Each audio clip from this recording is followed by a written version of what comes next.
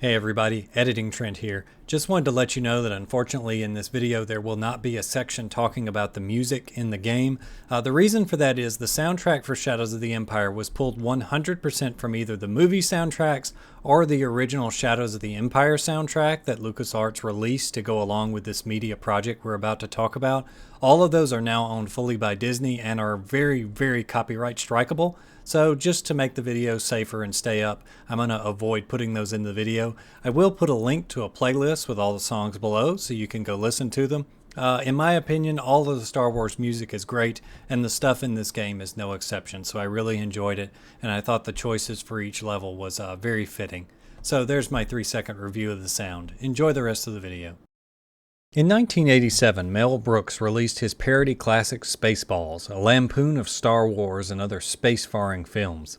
At one point in the movie, the character Yogurt, played by Brooks himself, jokes that the real purpose of the film is not the movie, but the ludicrous merchandising opportunities presented by releasing it. This is a lighthearted jab at the Star Wars franchise's immense financial success from doing just that, but Lucasfilm understood this better than anyone else. Which is why, in 1996, they decided to create Star Wars: Shadows of the Empire.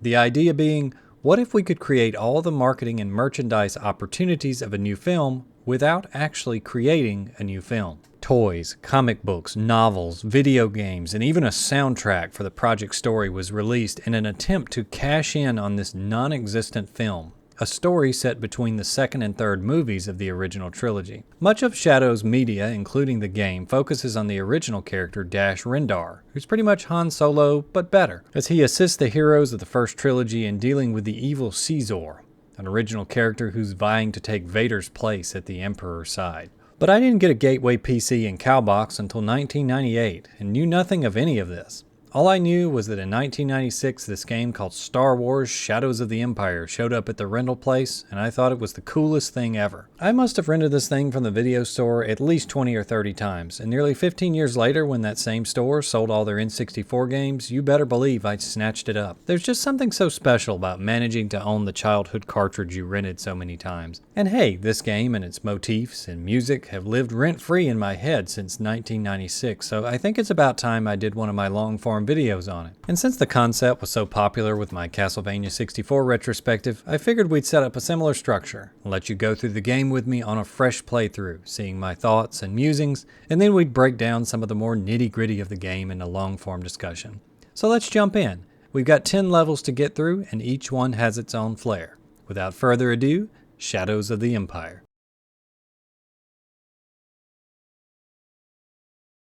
The first stage sees us as Dash Rendar taking part in the famous Battle of Hoth from the second movie. According to this game's story, Dash was recruited by Luke shortly before the battle while he was on the planet delivering supplies to the Resistance. You can kind of compare this to the all-range mode from Star Fox 64, except the enemies stick to a very limited area. You'll never have any trouble tracking down where the enemies are, and instead the challenge comes from not getting hit by all the enemies' lasers as you go into the crossfire. You'll get caught up in it. The level is divided up into waves, and for the first one we have to take out a few probe droids, and they don't do much besides shoot a stray laser and make funny sounds.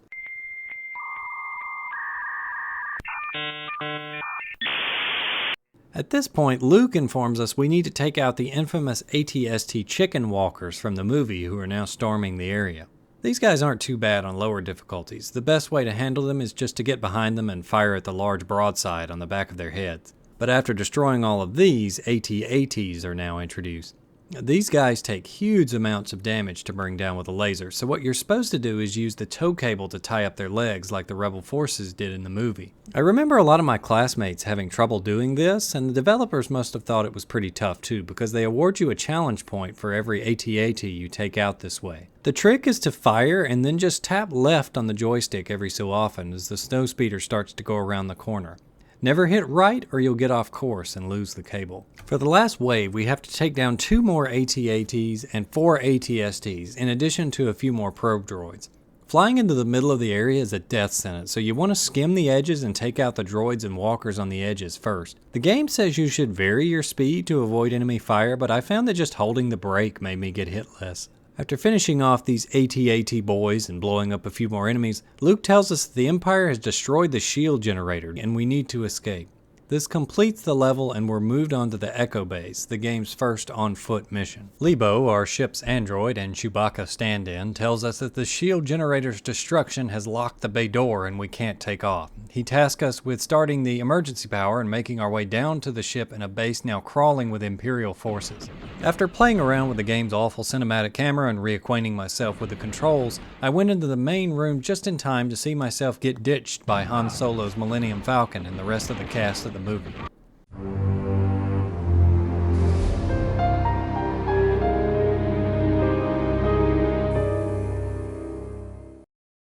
So it looks like we're on our own to find a way out. Luckily, there's plenty of weapons and other power-ups left for us. When I was a kid, my dad always said these big health power-ups look like a six-pack of beer, which I still see them as to this day. Later, after fighting my way down the hall, I realized that childhood me forgot to tell modern me which button activates switches as I channeled my inner Dean Takahashi. A hidden health power-up and challenge point got me feeling okay with myself again, and I continued on admiring this giant vat of ketchup the Rebel base keeps around. Later, I found a room with Wampas. Knowing that the station would soon fall to Imperials, I decided to do what any responsible Wampa owner would do and free them all, allowing their natural male aggression to naturally lower their numbers. After having a gunfight across a chasm I'm sure was foggy because of weather and not because of N64 draw distance, I reached an elevator which greeted me with a level complete screen. Shadows of the Empire breaks up all its levels into stages with these stage complete screens, but it's really just another checkpoint because if you lose all your lives, you go back to the very beginning of the mission itself, stage be darned. Beware, I live. After leaving the elevator, we're immediately shot at by a snowtrooper, so he got a mouthful of Seeker for his trouble. These on-foot levels play by default in third person, but there is a first-person option that works fairly well, and it's easy to see why once you dig into the levels. Most of them play similar to Doom or Duke Nukem 3D. Due to the way enemies fire and are positioned, it becomes a game about expecting to take damage and looking for ways to mitigate it with copious health power-ups. If you know what you're doing, you can get the jump on most enemies in Shadows, but a casual player should expect to take damage and then recover it later. No recovering from pits though. Oh! The second part of Echo Base revolves around activating the game's backup power generators, which are these giant spinning things that you can run around in to grab a few power-ups. There's also a ton of challenge points hidden in optional areas in the game like this one. And it's almost always in your interest to grab as many of these as possible since they give you bonus lives and a game over will send you back to the mission start. After riding the elevator and blasting some guards, I found the panel to activate the backup generators, which in a neat effect start spinning in the rooms that you saw earlier. They also emit an extremely loud noise that sounds like a can opener doing its rendition of Moon River. With the generator running, we can head towards the tail end of the level and fight the boss, which is one of the ATSTs from the previous stage. The boss room has power-ups and health in the corners, and the game seems to want you to run around the room while fighting the boss, but I wasted so many lives and a lot of time doing this as a kid. The best way to beat this boss is to just have patience, run along behind it, and fire up at the back of its head. It will eventually stop momentarily to reorient itself, allowing you to get in free hits. The ATST, at least on normal, is a damage sponge, taking several minutes of my stay behind strategy to kill. And there may be some other strat to use, but it seems that sadly it's a case of the best strategy being the most boring one. A common problem with bosses in this game. After beating the walker, Dash pops a squat in the background as the ATST falls over. This opens the door in the corner and allows you to return to your ship, which is covered up with snowtroopers. Before that though, you have an option to pick up a challenge point, but it's guarded by a Wampa and a pit. The Wampa, though, is easily the least threatening of these two things because they put this little lip in front of the ledge, which makes it very easy to screw up the jump if you haven't mastered the game's somewhat odd jumping physics, which apparently I have not. I have mixed feelings about the decision to put enemies in your ship, because there was at least one time when I was a kid and I managed to kill the boss only to game over because I got killed by the stormtroopers and their stupid auto-aim waiting on my ship. At least you are able to look around inside a little bit. Polygons and resources were scarce during the N64 days, so I always appreciated the devs taking a little time to add details like this. Dash's Outrider is a cool ship, so it's fun to see the inside of it. Going in any one of the internal doors in the ship ends the game's second level.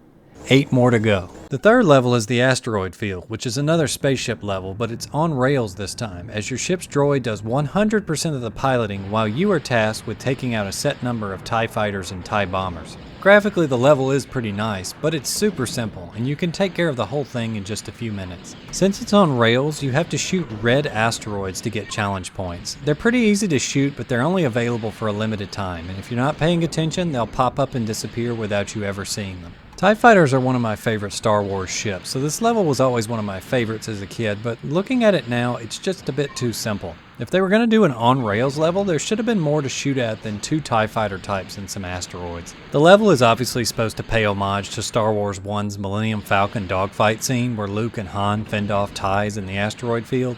And it does that well enough, I guess, but it's ultimately too simple to really amaze. There's also a missile mechanic where your ship will load up 5 missiles for you to use on the TIEs or their bombs.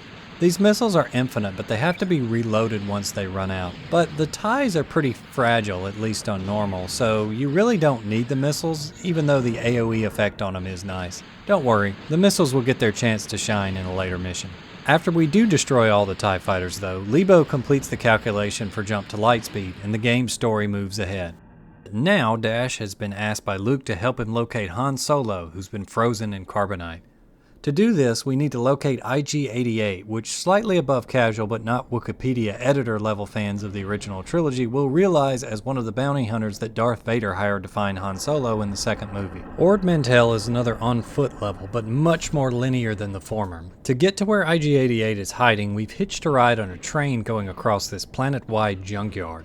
This level fascinated me as a kid, and you can see some neat reference to other Star Wars media in the junkyard, but sadly the level itself just isn't that interesting. Right from the start, we're stuck on this train waiting for something to happen. There's jumping challenges, which other games have done in autoscrollers, and some flying enemies, but it's really nothing we haven't seen before. There are these guards you can blast who make the sound I make about 1 to 2 hours after eating Taco Bell though. Eventually you will get to some train carriages that are a little more complex and allow you to move around and collect power-ups off the top, but still there's very little actual challenge unless you're going for 100% of the challenge points. The main thing you have to learn is not to jump when the train is turning, which the game actually warns you about on lower difficulties. Despite knowing this for the past 20 years, I still found myself doing stupid things like this because of impatience. I do wonder if the whole don't jump while the train is turning thing is something they intentionally programmed, or the game just shook out that way with the wonky physics engine and they liked the concept so they left it in. After going through another big building with some drones, Lebo advises me to get to the next train and prepare for impact. And he wasn't kidding either.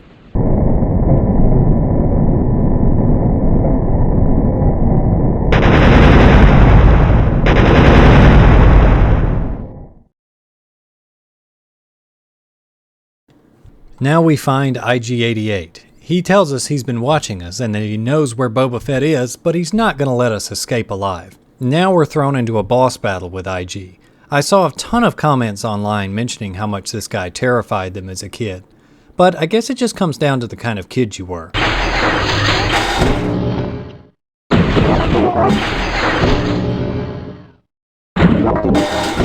The scariest thing though is the prospect of being made to repeat the train level over due to a quick game over here. Most of the enemies in this game have hit scan levels of accuracy and can damage you the moment they get line of sight on you, and IG-88 is no exception. If you're standing still looking at this guy, he's doing damage to you, and he's equipped with a pulse rifle for close range, which is one of the most dangerous weapons in the game. So, what's a scoundrel like Dash Rendar to do? Well, much of this fight will be about luring him to places where you can sneak in a few shots on him while he's jumping to get on your level or moving into position, so you'll have to do that if you want to get out alive. There's also an invincibility power-up hidden in one of the lava vats, and if you have enough of it left and firepower saved up, you can just dump everything you have into him and get a quick kill before he kills you, which is the strategy that I would recommend the most. After frying his circuits, you get a cool shot of Dash and the level ends. Next up is a cutscene where Rendar correctly deduces that Boba Fett must be on the moon base Gaul. The plan is to hide the ship in this JPEG gorge and sneak in on foot. The game once again lets you poke around inside the ship too, which I just love. If you keep messing with the cockpit doors, Lebo will get more and more frustrated with you before finally just telling you straight up to go away. This level is one of the longest in game, and Gaul is probably going to be the first roadblock for casual players. There's a lot of platforming where a miss results in a lost life, and if you haven't been stockpiling challenge points, it's possible you're only going to have 3 or 4 lives to get through what's easily the longest level thus far, including a mini-boss and a 2-part final boss fight at the end of the level. The first-person mode actually makes a lot of this level easier. I used it to navigate the early parts of the level where you're following the canyon along these narrow walkways and pillars. Eventually, though, we reach the base proper and begin fighting actual stormtroopers as we shoot our way inside. My health was a bit low, but thankfully the Empire stashed several 6-packs in this lobby for me to restore my health with. The end of the first section comes as we reach this tower, which holds the computer we need to tell us where Boba Fett is. On the outside of the tower, we also find a jetpack, which introduces a new mechanic, flying. And it's a good thing too, because we've got a canyon to cross. The jetpack lets you fly as long as it has energy, represented by a percentage at the top right-hand corner of the screen. If you're standing and not using it, the meter ticks back up to 100. If you're hovering, it slowly ticks down, or goes down rapidly when you use its thrusters to gain space. For as janky as this game can be, most of the jetpack stuff isn't too offensive, at least not in this level. One gripe I do have about flying is that Dash's aim understandably drops when you're flying, and enemies on the ground or platforms below can shoot you almost with impunity. A lot of the times, the Seeker missiles won't even hit enemies, so they definitely could have done some more programming work to make this do like it's supposed to. Once you navigate the gorge, this level ends with some Seeker ammo stashed on a ledge. Gaul Part 2 makes it clear from the beginning that you're going to have to use the jetpack to get through from here on out. The first thing we do is ride a gondola across and come face to face with the level's mini-boss, the ATST. After this, Imperial officer blasts me and we do it all over again, that is. This ATST works exactly like the one from Echo Base. Despite your jetpack, the best strategy is still just to stay behind him and fire off shots when he stops, or you're 100% sure he can't hit you. I think it's really a shame they just stuck this guy in here as a mini-boss and didn't put in something that made you use the jetpack to your advantage. As you'll see later, this level's boss does use the jetpack, so some easier boss here that served as some sort of progress report checkup would have been a great concept. After the ATST bites it, some switches appear that open gates on the wall that you have to jet up to. Unfortunately, the next section isn't the best. You'll be forced to move through a bunch of really tight corridors with droids in them that fire on you almost the instant they see you. I mean, why are we doing corridor shooting when we just introduced a flying mechanic? After you clear this though, you do get the obligatory dodge the spinning fan blade sections that early 3D games love to have. This big room is up next, which requires us to nearly expend the jetpack's full reserves to reach the top of it so that we can take another shuttle. This leads to a series of hangars, one of which has one of those Imperial shuttle ships from the movies docked, and you can actually go inside it to get a few power-ups, which will again be really cool for a die-hard Star Wars fan. Finally, we reach the boss, which is Boba Fett, who does a superhero landing and fires a shot during the cutscene, which seems kind of cheating, but whatever. The Boba Fett fight is kind of like the IG-88 fight, in that if you stand still for too long, you're dead. You're going to have to find ways to damage him without him damaging you. Fortunately, the game does put a lot of healing and ammo items around the room, if you think outside the box well enough to go find them. It makes the game again feel kind of like Doom or Duke Nukem, in that repairing damage is once again more important than avoiding it. A jetpack battle against Boba Fett sounds really cool on paper too, but unfortunately it's stymied by the poor aiming and the somewhat janky movement. Like before, the boss damage carries over between lives, so if you do manage to make it here with a decent stockpile, you should be okay. That is, if it wasn't for his second form. After being beaten, Boba Fett jumps into his spaceship, the famous Slave 1, to attack you. And despite how scary this was to see as a kid after barely scraping by the first form, this fight is actually much easier than the first because now he's fairly stationary as opposed to the mobile first form.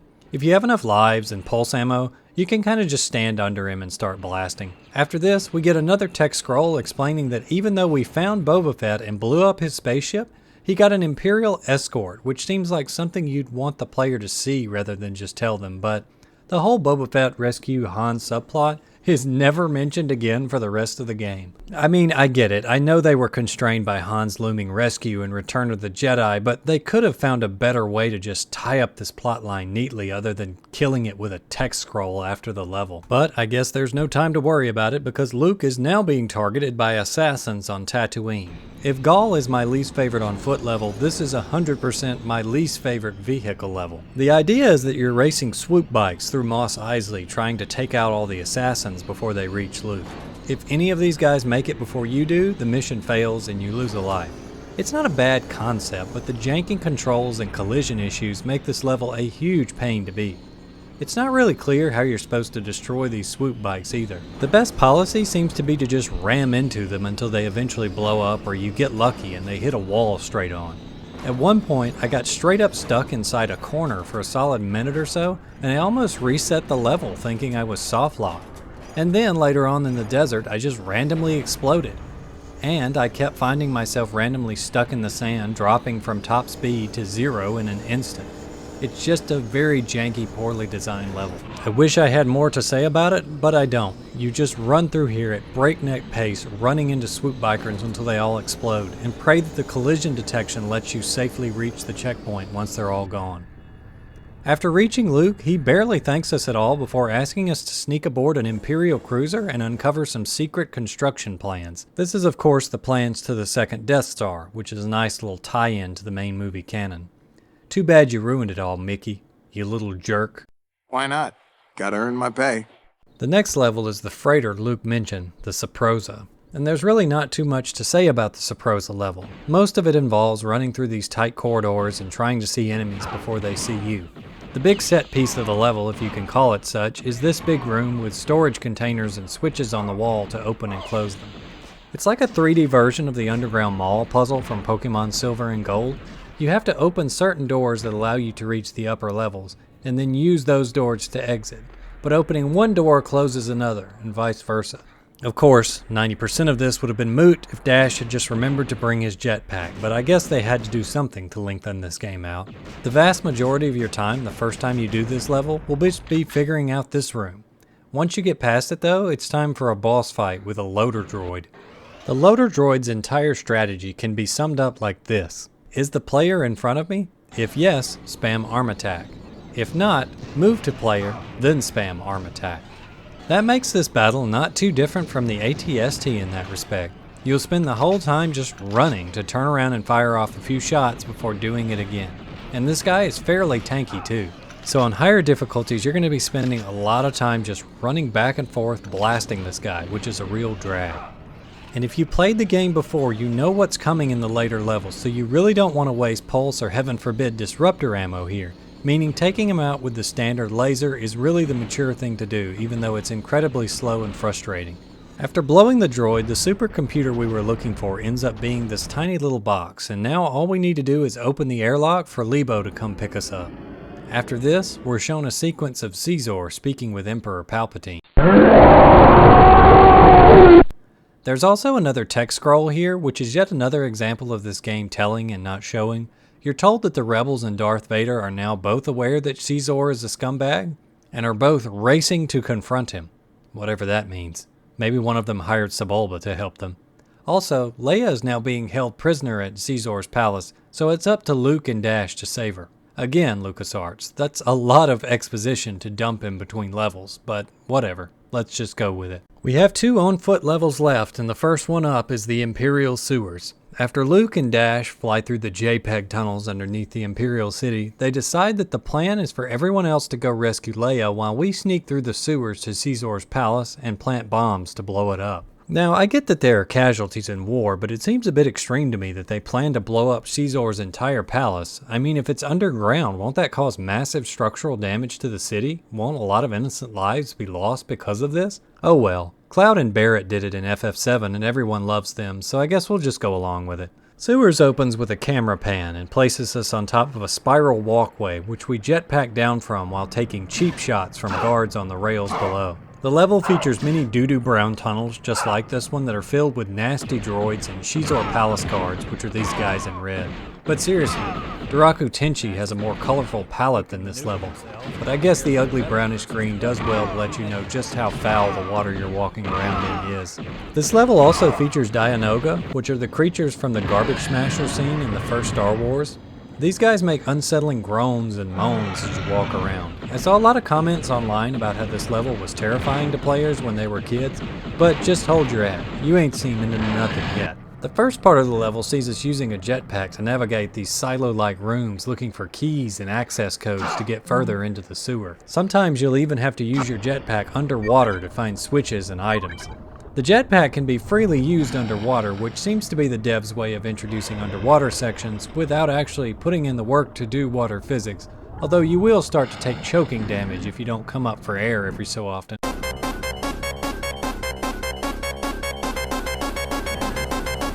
I mentioned earlier the use of the jetpack in later levels would be not so snazzy, and this underwater stuff is okay, but the other sections with it here are awful. Sometimes you'll find yourself having to fly up these really narrow sections with droids that hit you as soon as you get close, with almost no way to feasibly look down and hit them without getting hit first yourself. Luckily, after it's over, we make it back with the keys and have to traverse this underwater section. My heart goes out to Dash, who's now using a jetpack to propel himself through literal feces water, presumably some of it having been put there by his arch enemy Caesar himself. Also, this jetpack aiming is still just terrible. Am I this bad at this, or is it really that bad? This simple little floating drone managed to kill me from full health because I could not blast the thing, and my seekers would not home in while I was using the jetpack. After I came to my senses and stopped throwing things around the house, we found the force field deactivator, which looked suspiciously like a vape pen, and continued on. I found a mysterious hole in the ceiling and decided to investigate, but that turned out to be a mistake.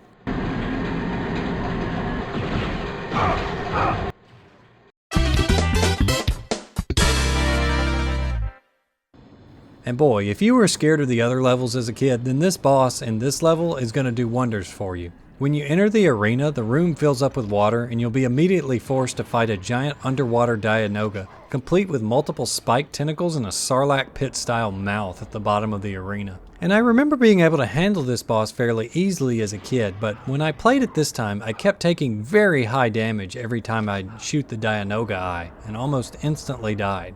I actually ended up taking a game over here. Beware, I live. When you do manage to beat him though, the water drains and you're allowed to exit into the game's penultimate level, Caesar's Palace. There's no fancy cutscenes to start this level, just a mention from Lebo that you need to plant bombs on the reactor and escape. This will be easier said than done, however, as Caesar's Palace is without a doubt the hardest on foot level of the game.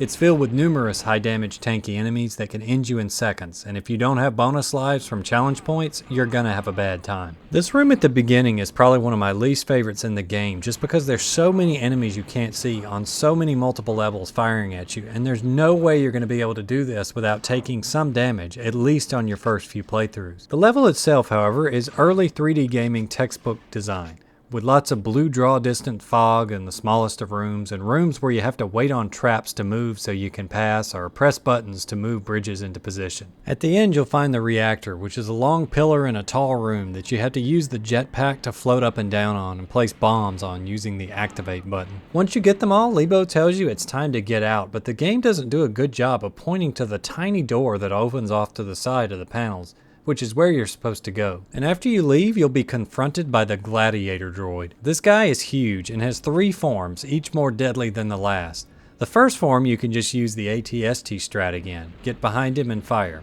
But after you beat him, his legs blow off and things get harder. Now the floor opens up into a maze while the Gladiator droid flies around above you, bombarding you with projectiles. Clever use of the jetpack will be required to make sure you can beat this guy, but you don't want to blow out all your weapons either because you're going to need them for his third form. Said third form is just like the second, only with just the head chasing you in the maze as the body has been blown up. Also, your jetpack malfunctions and begins not recharging when you land, meaning you've only got one more 100% charge of jetpack to help you get around in this phase before being permanently stuck on the ground in the maze. I guess all that literal sewage water wasn't good for it or something. And I know I haven't taken the time to study this fight since I was in grade school, but this just isn't a good boss. The Gladiator droid takes a ton of damage in each phase to destroy, and the weapons in the arena aren't enough to make this take a reasonable amount of time. And the mechanics for dodging his attacks effectively just don't exist in this game. It almost feels like something you beat in spite of the design rather than because of it. Definitely one of the low points of the game. At last though, we reach the Skyhook battle, the game's final stage. The first half plays out like the Asteroid Field from earlier, with us shooting at Star Vipers as Lebo flies us to the Caesar base. I took a lot of what felt like forced damage on the first part of this level, and the enemies seemed to fire too fast for me to avoid taking damage.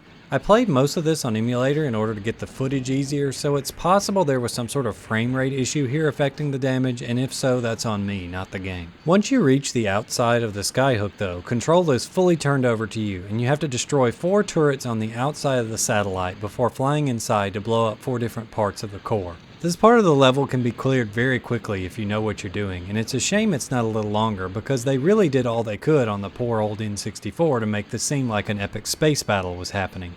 On the outside of the station, you'll have TIE Fighters, Star Vipers, the Millennium Falcon, Luke's X-Wing, and a Star Destroyer all shooting at each other to simulate this huge tripart conflict going on. The bigger danger, however, is flying into something and exhausting your lives pool more so than it is being killed by any of the enemies fighting outside. And once you blow the last panel, the Skyhook is blown apart in what's one of the most N64 era explosions I've ever seen in a video game. Immediately after this, the game cuts to a cutscene of Luke and Leia mourning the apparent death of Dash Rendar. Leia mentions that the info he stole for the Resistance may have very well been worth the price he paid with his life, and on top of all of it, they no longer have to worry about Black Sun or Caesar. If you're on the very easy difficulty, the game ends here, but medium and up gets an extra cutscene revealing that Dash did in fact survive and jumped to light speed at the last second without telling anyone so that both the Resistance and the Empire would think he was dead. As a kid, I was too big of a coward to actually play the game on medium and higher difficulties, so for years I just assumed Dash was actually dead, and that's why we never saw him any more mainline Star Wars stuff. This concludes Dash's tale, and the game loops back around to the title screen like nothing ever happened. If you got all the challenge points or finished on higher difficulties, you will unlock game secrets that show up in the menu. But instead of these being useful cheats like invincibility or infinite lives, they let you do things like control the Wampas on Hoth or the NPC ships in the Skyhook battle. This is cool enough, I guess, but you can't really do anything with these NPC characters other than go, "Yep, that's pretty cool." There isn't really much to do in Shadows of the Empire once you finish the main game, which is really a shame. In the end, Shadows of the Empire is a short but enjoyable Star Wars romp that you can power through in one evening if you're feeling like some 90s shooting action. The dedication to its source material will endear it to hardcore fans of Star Wars, but if you don't have a fascination with the series or a childhood attachment, it's probably not something you're going to find your new gaming obsession in. If you do want to play this thing in 2025, the easiest way to do so is probably by picking up the PC version on Steam or Good Old Games. But beware, there are some Steam and GOG reviews stating the game won't work on their modern system due to its age, so make sure to keep that refund policy handy in case it doesn't work for you. Tracking down the N64 cartridge will probably be harder, but not too hard given how widespread the game was back in the day. At the time of this writing, there were tons of cheap copies of it on eBay, floating around in the $12 to $30 range, so it might just be worth doing that instead. Either way, give Shadows a go sometime. It's a fun little glimpse into the Star Wars marketing strategy pre-mouse, and a game for a movie that never was.